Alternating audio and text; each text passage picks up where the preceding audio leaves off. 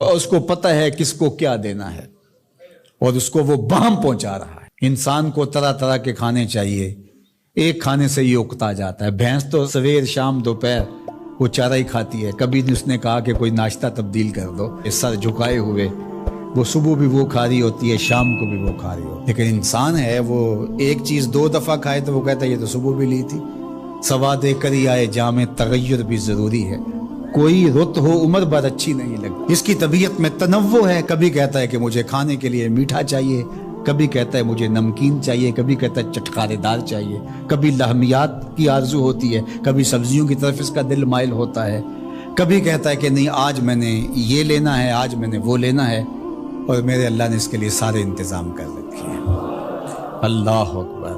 اور جس کو ایک چاہیے اس کو ایک ہی دے رہا ہے، اور جس کو جتنا چاہیے اس کو اتنا دے رہا ہے۔ ہمیں تو ہنڈیا کے لیے ½ کلو یا 1 پاؤ گوشت چاہیے ہوتا ہے، لیکن شیر کو میں نے افریقہ کے اندر لائیو ناشتے کرتے دیکھا ہے، اور وہ پورا ہرن جو ہے وہ ہڑپ کر جاتا ہے، اللہ روز اسے دیتا ہے۔ ہنس ایک پرندہ ہے، وہ سچے موتی کھاتا ہے، اور سچے موتی پنساری سے آپ لینے جائیں تو تولوں ماشوں میں ملیں، اور وہ بھی لاکھوں روپے میں، اور وہ بھی تیقن سے آپ نہیں کہہ سکتے کہ اس میں 2 نمبری تو نہیں ہے، یہ واقعتاً صحیح ہے، چونکہ آج کل تو یہ چیزیں چلتی ہیں، لیکن اس کو پیٹ بھر کے چاہیے ہوتے ہیں صبح شام دوپہر۔ اور دنیا کے اوپر ایک ہنس نہیں رکھا ہوا اللہ نے، لاکھوں ہنس کروڑوں ہنس دنیا پہ پائے جاتے ہیں، اور ان کو اربوں موتی روز چاہیے، اللہ روز عطا کر رہا ہو۔ تو یہ ہے اس کی ربوبیت، جس کو جو چاہیے وہ عطا کر رہا ہو۔ رب العالمین، تمام جہانوں کا پالنے والا ہے۔ رب کا معنی علماء نے یہ کیا ہے، حضرت عبداللہ ابن عباس فرماتے ہیں انہ مالک الدنیا وانہ مالک الاخرى، یہ دنیا کا بھی مالک ہے اور آخرت کا بھی مالک ہے۔ رب یہ صرف دنیا میں ہی نہیں، آخرت کے اندر بھی اس کے خانے کرم پہ لوگ پل رہے ہوں گے، اور دنیا میں بھی اس کے خانے کرم پہ لوگ پل رہے ہیں۔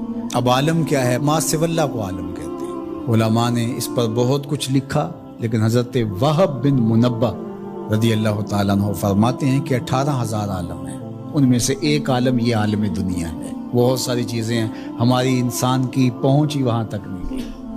وما یعلم جنود ربک الا هو، اللہ کے لشکروں کو کون جانے؟ اللہ وہی جانتا ہے اس نے کیا کیا پیدا کیا۔ انسانی مرغ عقل تھک کے گر جاتا ہے۔ اللہ اکبر۔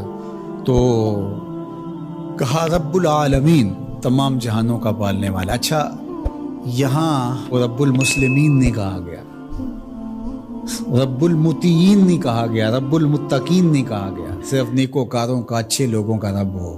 جو نہیں مانتے وہ ان کا بھی رب ہے، جو انکار کرتے ہیں ان کا بھی رب ہے۔ اللہ اکبر۔ یہ اس کی ربوبیت کی شان ہے کہ وہ اپنوں بیگانوں کو سب کو نواز رہا ہے۔ اور اگر آپ کی توجہ ہو تو یہاں ایک جملہ اور کہنا چاہوں گا، رب کا لفظ جو ہے وہ واحد ہے اور عالمین جمع ہے۔ رب العالمین، ایک رب اتنے جہانوں کو پال رہا ہے، ایک رب اتنے جہانوں کو پال رہا ہے۔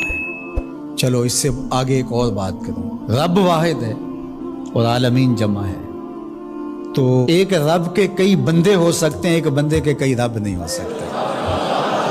اس لیے رب کو واحد رکھا، عالمین کو جمع رکھا، کیونکہ اگر ایک خادم جو ہے، ایک غلام 5-6 آقا رکھے تو ایک کہے پانی لے کے، اور دوسرا کہے کہ میرے حقے میں آگ بھرو، اور تیسرا کہے تو وہ کدھر جائے گا کدھر جائے گا، اور ایک آقا 100 خادموں سے بھی کام لے رہا ہے۔ تو رب کو واحد رکھا، عالمین کو جمع رکھا، اس لیے بندے کا رب ایک ہی ہو سکتا ہے، 360 نہیں ہو سکتے۔ رب ایک ہی ہوگا، اور ایک رب کے ہی بندے جو ہیں وہ ہزاروں ہیں۔ وہ تمام جہانوں کو پال رہا ہے۔ کیوں پال رہا ہے؟ کوئی ضرورت ہے اسے؟ جو بھی ہے، باپ اولاد کو پالتا ہے تو اس کے ذہن کے کسی گوشے میں ہوتا ہے یہ بڑھاپے کا سہارا بنے۔ شاگردوں کو استاد پڑھا رہا ہوتا ہے، اس کے ذہن میں ہوتا ہے کہ کل یہ میرے کاز میں میرے ساتھ کھڑے ہو جائیں گے، میرے ساتھی ہوں گے۔ ملازموں کے ساتھ ان کا باس کھڑا ہوتا ہے تو ان سے کام لینا ہوتا ہے، غرض ہوتی ہے۔ تو اللہ اتنے جہانوں کو پال رہا ہے تو کیا غرض ہے؟ الرحمن الرحیم، محض رحمان ہے نا، اسے کوئی غرض نہیں، وہ رحمان ہے اور رحیم ہے، اور یوں ہی پال رہا ہے۔ جو نہیں مانتا اسے بھی پال رہا ہے، اور جو مان رہا ہے اسے بھی پال رہا ہے۔ اللہ اکبر، وہ رحمان ہوا، وہ رحیم ہوا۔ ایسا نہیں ہوا کہ ایک بلی کو بہت زیادہ خوراک دے دی گئی اور وہ پھول پھول کے ہاتھی جتنی ہو گئی، اور ایسا کبھی نہیں ہوا کہ ایک ہاتھی کو خوراک کم ملی اور وہ چوہے جتنی رہ گئی۔ جس کی جو فطری استعداد ازلی جو اس نے خود مقرر کی ہوئی ہے، اس کے مطابق اس کی گروتھ ہوتی ہے اور اس کے مطابق اس کی تربیت کر رہا ہے۔ خلاصہ ہے پورے قرآن کا سورہ الفاتحہ، جو سارے مضامین ہیں پورے قرآن میں وہ سمٹ کے سورہ فاتحہ کے اندر آ گئے ہیں۔ تو اس کا آغاز اللہ کی حمد سے ہو رہا ہے۔ الحمدللہ، تمام خوبیاں اللہ کے لیے۔ کسی کے اختیاری حسن پر، کسی کے اختیاری جمال پر جو ثنا کی جاتی ہے، ستائش کی جاتی ہے، اسے حمد کہا جاتا ہے۔